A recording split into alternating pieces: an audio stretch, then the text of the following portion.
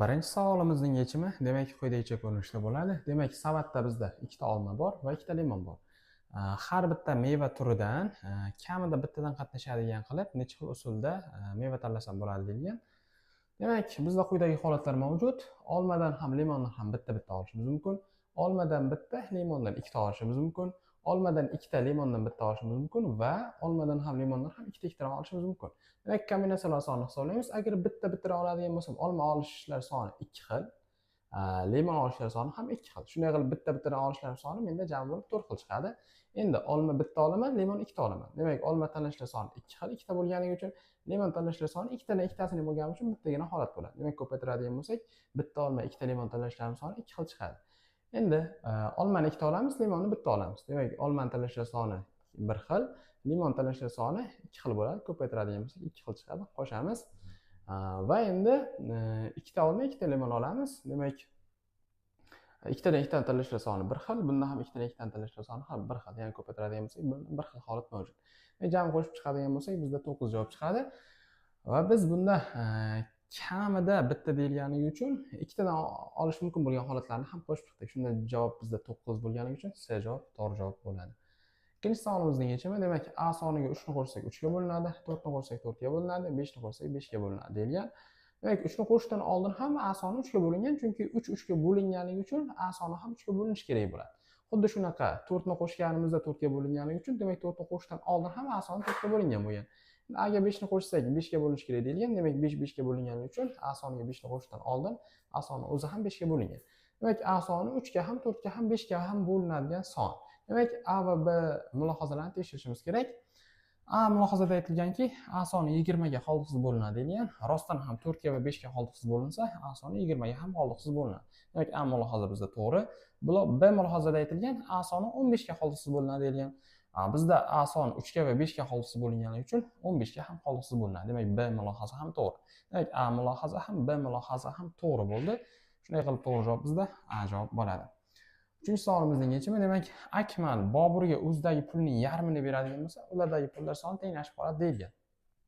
Demak, Akmal o'zidagi pulning yarmini beradigan bo'lsa, Akmalda o'z pulining yarmi qoladi va Boburga o'z pulining yarmini beryapti. Demak, Akmalda qolayotgan va u berayotgan pullar miqdori teng. Demak, Boburda hech qanaqa pul bo'lmagan holatdagina tenglashishi mumkin. Agar Boburda qanchadir pul bo'ladigan bo'lsa, Akmaldagi yarim pul keladi va o'zini puliga qo'shilib, Akmaldagi qolgan yarmidan ko'payib ketadi. Shunday qilib, demak, bizda Boburda pul bo'lmagan avval va aytilganki, yana Akmaldagi pul Boburdagi puldan $50 ortiq edi deyilgan. Demak, $0 Boburda bo'ladigan bo'lsa, $50 qo'shadigan bo'lsak, Akmaldagi pul dastlab $50 bo'lgan. Shunda $25 bergan bo'lsa, o'zida ham, Akmalda ham, Boburda ham $25 dan bo'lgan. To'g'ri javob. Shunday qilib bizda C javob bo'ladi. To'rtinchi savolimizning yechimi, demak, ketma-ket quyidagicha berilgan. Har 6 tadan so'ng bizda takrorlanish bor. Demak, 40 ta hadi yig'ini so'ralgan. Demak, 40 ni 6 ga bo'lamiz, har 6 tadan keyin takrorlanganligi uchun 6/4 qoldiq chiqadi. Ya'ni mana shu ko'rinishdan yana 6 marta keladi va mana shu 6 talikni raqamlar sonlar yig'indisini qo'shadigan bo'lsak, bizda 14 chiqadi. Va shuni 6 ta keladigan bo'lsa, ularning jami yig'indisi 6 kere 14 84 chiqadi.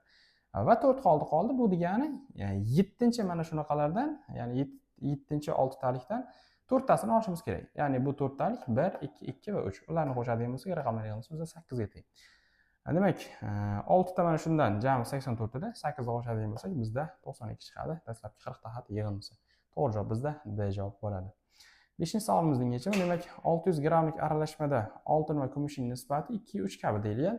Biz oltinni 2x deb oladigan bo'lsak, unda kumush 3x bo'ladi. Qo'shadigan bo'lsak, jami aralashma miqdori kelib chiqishi kerak. Demak, 2x ga 3x qo'shsak, 5x bizda 600 ga teng. Bundan x chiqadi 120. X o'rniga olib kelib qo'yadigan bo'lsak, 2 kere 120 240 gram bo'ladi oltin, 3 kere 120 360 gram bo'ladi kumush. Endi qanchadir oltin qo'shilgandan keyin nisbatlari teskari nisbat bo'lib qoldi. Ya'ni oltinni miqdorini kumushning miqdoriga bo'ladigan bo'lsak, 3:2 nisbat bo'lib qoldi. Bizda faqat oltin qo'shilganligi uchun kumushda miqdor o'zgarmaydi. Ya'ni 360 gram bo'laveradi. Demak, keyingi holatda oltinning miqdorini x deb belgilaydigan bo'lsak, x ni kumush miqdori 360 ga nisbati teng bo'lishi kerak bizda. 3:2 nisbat degani uchun 3 bo'lingan 2 ga. Bundan x topadigan bo'lsak, 540 gram chiqadi. Ya'ni keyingi holatda bizda 540 gram bo'ladi oltin. Demak, dastlabki holatda 240 gramm edi oltin, keyingi holatda esa 540 gramm bo'lib qoldi. Qancha qo'shilgan deyilgan. Demak, 540 dan 240 ni ayiradigan bo'lsak, 300 gramm oltin qo'shilsa, nisbati 3:2 nisbatda bo'lib qolar ekan. To'g'ri javob bizda B javob bo'ladi. 6-savolimizning yechimi, demak, Shavkatning yoshini x deb oladigan bo'lsak, uning 8 yil oldingi yoshi x ayrilgan 8 bo'ladi. 4 yil keyingi yoshi x qo'shilgan 4 bo'ladi. Mana bu yosh bundan 2 marta kichik deyilgan. Demak, buni 2 ga ko'paytiradigan bo'lsak, bu ifoda chiqishi kerak. Demak, 2 ga ko'paytirsak, 2 kere x 2x ayrilgan 2 kere 8 16 teng bo'lishi kerak x minus 4 ga. X ni o'ng tomonga o'tkazadigan bo'lsak x qoladi, 16 ni bu yoqqa o'tkazadigan bo'lsak qo'shilib 20 bo'ladi. Ya'ni Shavkatning hozirgi yoshi 20 yoshda. 5 yil oldin yoshi so'ralgan, 20 dan 5 ni ayiradigan bo'lsak 15 chiqadi. To'g'ri javob bizda B javob bo'ladi. 7-savolda bizda fe'l figurasi mana bu katakda berilgan. Shu figura 2 marta yurish orqali nechta katakka bora oladi deyilgan. Demak, fe'l figurasi bizda diagonal bo'ylab yuryapti. Demak, fe'l oqda turganligi uchun u faqat oq kataklarga bora oladi. Hozircha bizda 32 katakka borib olishi mumkin bo'lgan holat chiqyapti. Endi oq kataklarning hammasiga ham bora oladimi degan savol bor. Bizda oq kataklarning xohlagan bittasiga bora oladi 2 marta yurish orqali. Chunki masalan mana bu katakni tanlaydigan bo'lsak, bu yo'lga tushish uchun bunaqasiga bitta yurib oladi va ikkinchi yurishda mana bu nuqtaga boradi. Yoki xohlagan boshqa bir katak mana buni tanlaydigan bo'lsak, mana bu yerga kelish orqali, keyin ikkinchi yurish orqali mana bu nuqtaga bora oladi. Ya'ni fe'l hozir oq kataklardan xohlagan bittasiga bora oladi. Demak, 32 ta oq katakdan xohlagan bittasiga bora oladi, qora kataklarga esa o'ta olmaydi. Demak, to'g'ri javob bizda 32 ta katakka borishi mumkin ekan 2 marta yurish orqali. A javob bizda to'g'ri javob bo'ladi. 8-savolimizning yechimi, demak, Rashid demak 7 8 4 2 sonlardan ABCDlarni tanladi va mana bu ifodani eng kichik qiymatini topmoqchi. Shunaqa tanlash kerak. Demak, mana shu ifoda eng kichkina bo'lishi kerak. Bu ifoda eng kichik bo'lishi uchun bizda A va C suratda turgani uchun kichikroq, B va D mahrajda turgani uchun kattaroq bo'lishi kerak. Demak, A va C 2 va 4 ga mos, B va D 7 va 8 ga mos kelishi kerak. Endi birinchi holatimiz bu A ga 2, B ga 7, C ga 4, D ga 8 olib ko'ramiz. Qo'shib ko'radigan bo'lsak, bizda 56 dan 44 chiqadi ifodaning qiymati. Ikkinchi holatda esa almashtiramiz, ya'ni suratda 2 va 4 turadi, mahrajga esa 7 va 8 joyini almashtirsak 8 va 7 bo'ladi. Demak, 8 dan 2 ga 7 dan 4 ni qo'shadigan bo'lsak, kasrning qiymati 56 dan 46 chiqadi. Endi ikkita ifodaning qiymatidan kichikrog'ini topishimiz kerak, chunki Rashid topish mumkin bo'lgan eng kichik ifodaning qiymati so'ralgan. 56 dan 44 soni 56 dan 46 sonidan kichikroq. Demak, eng kichik qiymat bu 56 dan 44 bo'ladi. Buni bitta 4 ga bo'lib oladigan bo'lsak, surat mahrajini kasrning qiymati 14 dan 11 ga teng chiqadi. To'g'ri javob bizda A bo'ladi. 9-savol. Demak, 4 ning 103-sini 5 ga bo'lgandek holatda topishimiz kerak. Demak, 5 ga bo'lgandek holatda topish uchun buni oxirgi raqamini topamiz. Oxirgi raqam har 4 tada takrorlanganligi uchun 103 ni 4 ga bo'lamiz. 3 qoldi qoladi. Ya'ni 4 ni 103-sini oxirgi raqami bilan 4 ni 3-sini oxirgi raqami ustuna tushadi. Demak, 4 ni 3-si bizda 64 ga teng. Demak, 4 ni 103-sini ham oxirgi raqami bizda 4 ga teng bo'ladi. Shu 4 ni 5 ga bo'ladigan bo'lsak, yana bizda 4 qoladi. Demak, to'g'ri javob bizda A javob bo'ladi. 10-savol. Demak, A soni berilgan bizda 101 qo'shilgan 99 va hokazo qo'shilgan 3 qo'shilgan 1, B soni berilgan 2 dan demak 100 gacha juft sonlar yig'indisi. A sonini biz quyidagicha ko'rinishda yoza olamiz. Demak, o'rinni almashtirsak ham yig'inda o'zgarmaganligi uchun 1 qo'shilgan 3 qo'shilgan 5 qo'shilgan va hokazo qo'shilgan 99 qo'shilgan 101 shaklida yoza olamiz. B sonini esa o'zi turadi. Demak, ayirmoqchimiz A dan B ni. Endi mos ravishda ayiramiz. 3 dan 2 ni, 5 dan 4 ni, keyin esa 7 dan 6 ni va hokazo 99 dan 98 ni va 101 dan 100 ni. Ayiradigan bo'lsak, har birida 1 chiqadi va mana bu 1 ni olamiz, buni ham qo'shib olamiz. Demak, 1 qo'shilgan mana bu yerdagi birlar soni. Demak, bu yerdagi birlar soni 50 ta, chunki 2 dan 100 gacha juft sonlar soni 50 deydi. Har bir moslik uchun bittadan bir mos tushyapti. Demak, 50 ta 1 ni yig'indisi 50 chiqadi va mana bu yerdagi 1 qo'shadigan bo'lsak, natija bizda 51 chiqadi. To'g'ri javob C javob bo'ladi. 11-savolimizning yechimi demak quyidagicha ko'rinishda bo'ladi. Demak, Tohir haftaning dushanba, chorshanba va yakshanba kunlari va oyning tog' kunlarida 7 soatdan uxlaydi. Qolgan kunlari esa u 6 soatdan uxlaydi. Endi bizda so'ralganki, u eng ko'pida 3 haftada necha soat uxlashi mumkin deyilgan. Biz eng ko'pini topish uchun mana bu 7 soatdan uxlaydigan kunlar alohida bo'lishi kerak. Ya'ni oyning tog' kunlari bilan haftaning dushanba, chorshanba va yakshanba kunlari iloji boricha ustma-ust tushmaydigan holatda qarashimiz kerak. Demak, tog' bo'lmasligi uchun juft kundan boshlab ko'ramiz. Ya'ni dushanbani 2-siradan boshlaydigan bo'lsak, seshanba 3 va hokazo tartibda ketadi.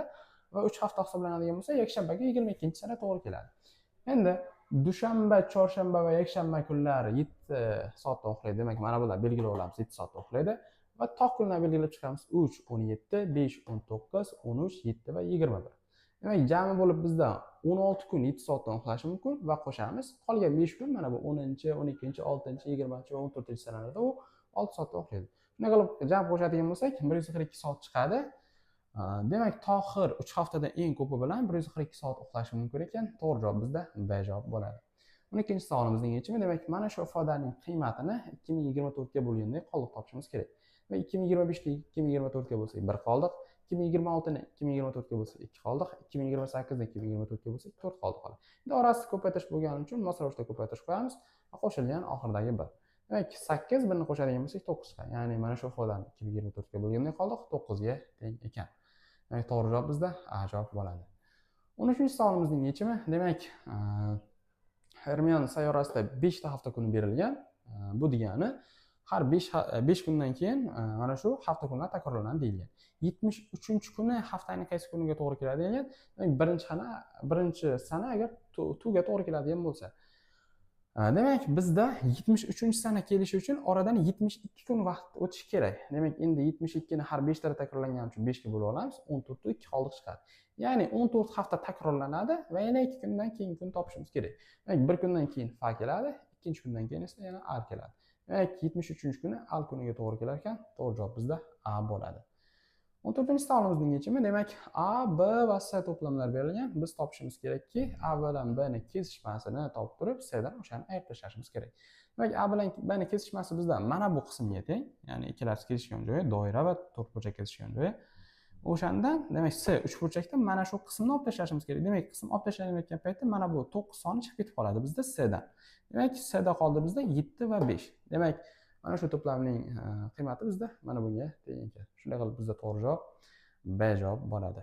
15-savolimizning yechimi, demak, x soni mana shu tengsizlikka qanoatlantiradi, y soni esa mana bu tengsizlikka qanoatlantiradi.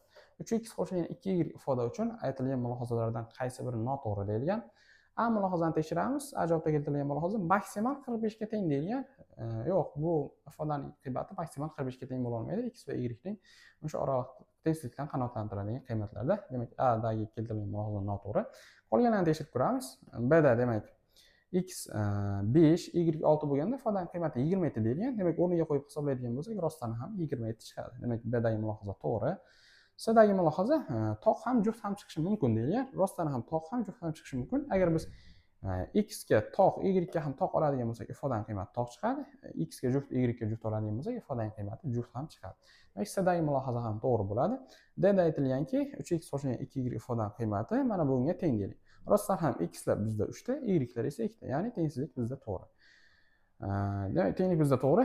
D dagi mulohaza ham bizda to'g'ri bo'ladi. Demak, A da keltirilgan mulohaza noto'g'ri bo'lgani uchun A javobi o'zi to'g'ri javob bo'ladi. 16-savolimizning yechimi, demak, hovlidagi mushuklar soni x da, tovuqlar soni y da deb oladigan bo'lsak, unda mushuklarning oyoq soni har bittadan 4 tadan bo'lganligi uchun 4x da bo'ladi. Tovuqlarda 2 tadan bo'lganligi uchun 2y bo'ladi. Endi 4x ga 2y qo'shadigan bo'lsak, jami oyoqlar soni 44 kelib chiqadi. Demak, 4x qo'shilgan 2y teng 44, bu birinchi tenglamamiz. Endi ularning ko'zlari soni 32 ta deyilgan. Demak, mushuklarda 2 tadan ko'z bo'lgani uchun 2x da bo'ladi. Tovuqlarda ham 2 tadan ko'z bo'lganligi uchun ularda ko'zlar soni 2y bo'ladi. Ko'zlar sonini qo'shadigan bo'lsak, ya'ni 2x ga 2y qo'shadigan bo'lsak, 32 chiqishi kerak. Demak, quyidagicha tenglamalar sistemasini hosil qildik. Birinchi tenglamadan ikkinchi tenglamani ayiradigan bo'lsak, 2x teng 2y dan 2y ayirsak 0, 44 dan 32 ni ayirsak 12 chiqadi. Bundan x teng 6 kelib chiqadi. Demak, mushuklar soni 16 ta ekan, 6 ta ekan. Endi tovuqlar sonini topishimiz kerak.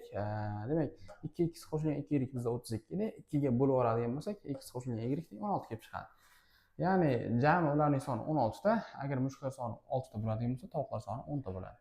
Bizdan so'ralganki, tovuqlar soni mushuklar sonidan nechtaga ko'p deyilgan. Buni topish uchun esa 10 dan 6 ni ayiramiz, 4 chiqadi. Demak, masalan, javob 4 ga teng, B javob to'g'ri javob bo'ladi. 17-savolimizning yechimi, demak, 2 xonali son ketma-ket 3 marta yozilganda 6 xonali son hosil bo'ldi. Shu 6 xonali son 2 xonali sondan necha marta katta deyilgan? Misol sifatida olib ko'rishimiz mumkin. 12 sonni yozamiz. Ketma-ket yozadigan bo'lsak, 121.212 son hosil bo'ladi. 12 ga bo'ladigan bo'lsak, 10.101 chiqadi. Ya'ni 10.101 marta katta chiqadi. Ixtiyoriy ikkita raqam olganimizda ham xuddi shunaqa holat bo'ladi, ya'ni 10.101 marta katta chiqadi. Shunday qilib to'g'ri javob bizda C javob bo'ladi. 18-chi savolimizning yechimi demak, qaysi songa o'zining teskarisini qo'shadigan bo'lsak 10 taqsim 3 chiqadi deyilgan. A javobni tekshirib ko'radigan bo'lsak 3 dan 1, teskarisi 3 taqsim 1 bo'ladi, ya'ni 3 ga teng. Qo'shadigan bo'lsak 3,3 dan 1 chiqadi. Noto'g'ri kasraga o'tadigan bo'lsak 10 taqsim 3 chiqadi. B javob demak 3 keltirilgan, buni teskarisi 1 taqsim 3 bilan qo'shadigan bo'lsak yana 3,3 dan 1 chiqadi. Noto'g'ri kasraga o'tadigan bo'lsak 10 taqsim 3 chiqadi. C javob 4 keltirilgan, teskarisi 4 dan 1 bilan qo'shadigan bo'lsak 12 taqsim 4 chiqadi.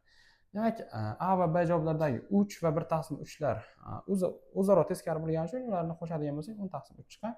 Shuning uchun bizda D javob, A va B javoblar degan to'g'ri degan javob to'g'ri bo'ladi. 19-savolimizning yechimi demak quyidagicha ko'rinishda bo'ladi. Demak, Anvar oqimga qarshi 30 metr masofaga suzmoqchi edi qayiqda, lekin oqimning qarshilik kuchi katta bo'lganligi uchun oqim uni orqa tomonga surib ketdi. U 15 sekund ichida orqa tomonga 30 metr masofaga borib qoldi. Demak, 15 sekundda 30 metr masofaga borgan bo'lsa, uning natijaviy tezligi 2 metr taqsim sekund tezlik bo'lgan.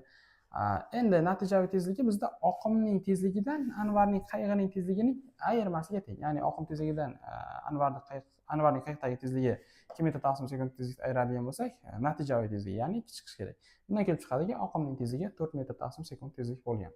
To'g'ri javob esa bizda D javob bo'ladi.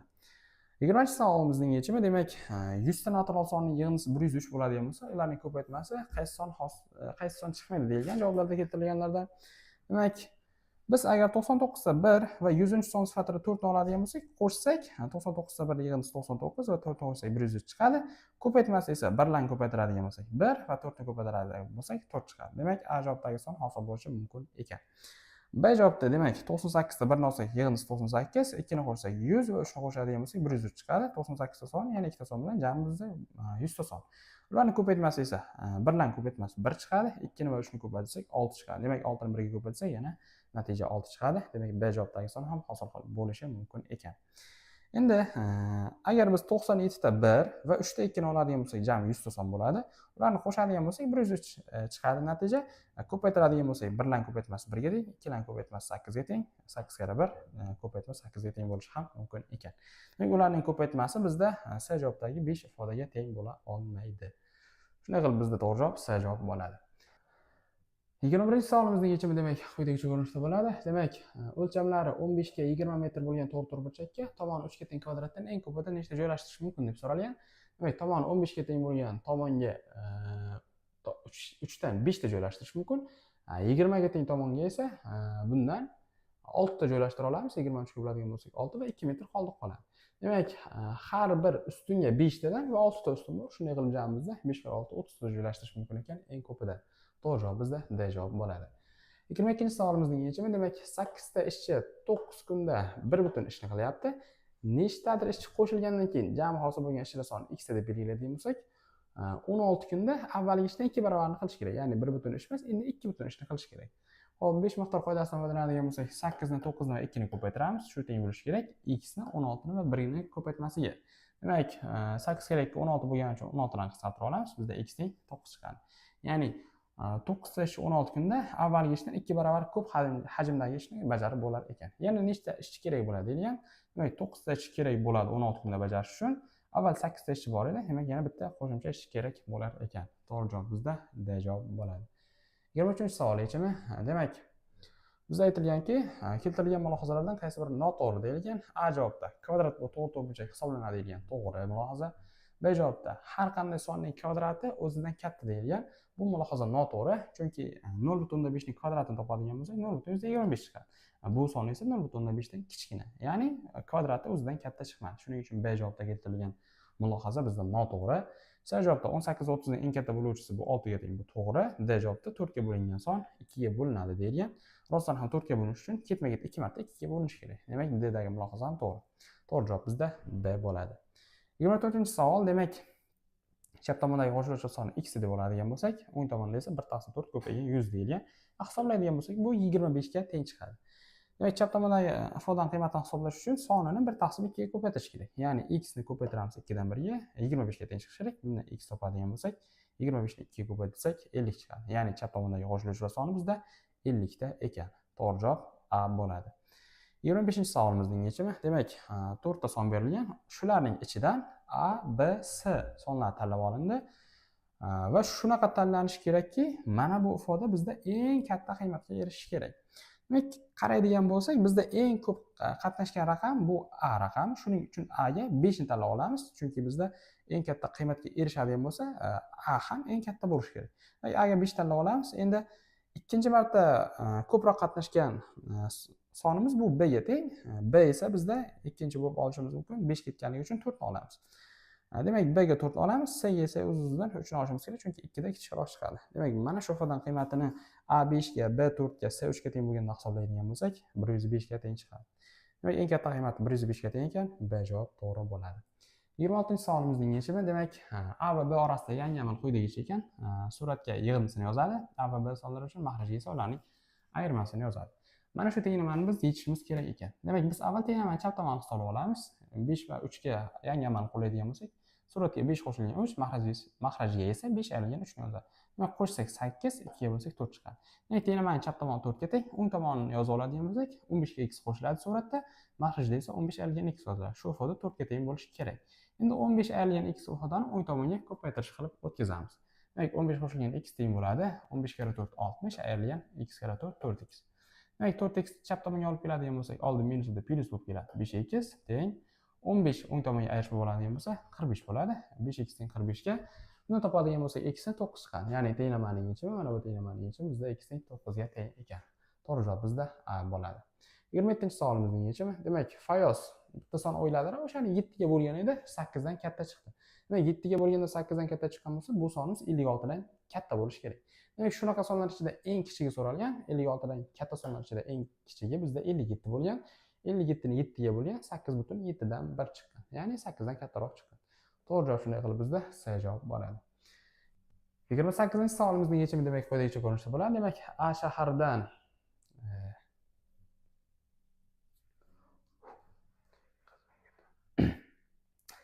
28-savolimizning yechimi, demak, A shahardan 80 km/soat tezlikda yengil avtomobil yo'lga chiqdi.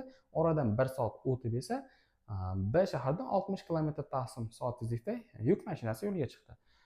A dan chiqqan mashina B ga yetib kelgan vaqtda B dan chiqqan mashina A dan qancha uzoqlikda bo'ladi deyilgan. Demak, orasidagi masofa 240 km edi. 80 tezlik bilan bosib o'tadigan bo'lsa, yengil mashina B shahariga 3 soatda kirib keladi. B shahardan chiqqan yuk mashinasi esa 1 soat keyin chiqqanligi uchun u 2 soat yurgan bo'ladi B ga kirib kelgan vaqtda. Demak, u 60 tezlik bilan 2 soat yuradigan bo'lsa, 120 km yurgan. A gacha qancha masofa qoldi deyilgan. Demak, jami 240 km edi. 120 km bosib o'tgan bo'lsa, qolgani yana 120 km qolgan bo'ladi. To'g'ri javob esa bizda B bo'ladi. 29-savolimizning yechimi, demak, 30 ning bo'luvchilari mana bular, 24 ning bo'luvchilari esa mana bular. Demak, nechta umumiy bo'luvchisi bor deyilgan? 1 ikkalasi uchun ham umumiy, 2 ikkalasi uchun ham umumiy, 3 ikkalasi uchun ham umumiy va 6 ikkalasi uchun ham umumiy. Demak, umumiy bo'luvchilar soni bizda 4 ta ekan. To'g'ri javob D javob bo'ladi. 30-savolimizning yechimi, demak, navbatda 85 ta odam bor. Sardorning oldidagi odamlar soni orqasidagi odamlar sonidan 6 marta ko'p deyilgan. Orqadagi odamlar sonini x deb oladigan bo'lsak, oldidagi odamlar soni 6x bo'ladi. Endi 6x ga x qo'shadigan bo'lsak, 84 chiqishi kerak, chunki Sardorning o'zi hisoblanmayapti bunda. Demak, 7x bizda 84 ga teng, x ning 12 chiqadi. Ya'ni Sardorning orqasida 12 ta odam bor, oldida esa 6 kara 12 72 ta odam bor. Sardor navbatda nechinchi o'rinda turadi degan. Demak, Sardordan oldin 72 ta odam bo'ladigan bo'lsa, Sardor navbatda 73-chi bo'lib joylashadi. Shunday qilib to'g'ri javob C javob bo'ladi. 5-variant. 5-variantda ham 31 dan 35-savollarimiz bo'sh joylarni to'ldirishga qaratilgan bo'lganligi uchun 31-savolga to'xtalamiz. 31-savolda Jessica Thompson comes from a very talented family. Her parents are both artists. Uning ota-onasi ikkalasi ham artistlar, ya'ni artist, san'atkorlar ma'nosida kelyapti. Shuning uchun B javob to'g'ri bo'ladi.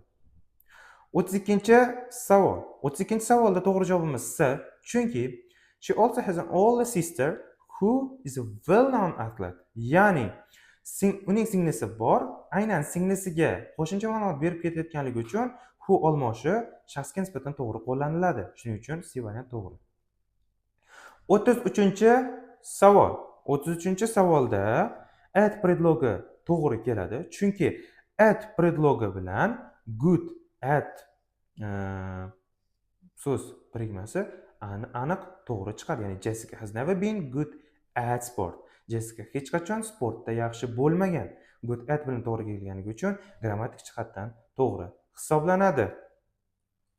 34-savolda javobi A hisoblanadi, chunki A variantimizda them, ya'ni ularga yoki ularni degan variantimiz aniqroq bo'ladi, chunki but she plays the violin and the piano and she plays them, ya'ni pianino va skripka haqida gaplar ketganligi uchun bu ikkita instrumentga them deb ko'plik shaklda ishlatamiz.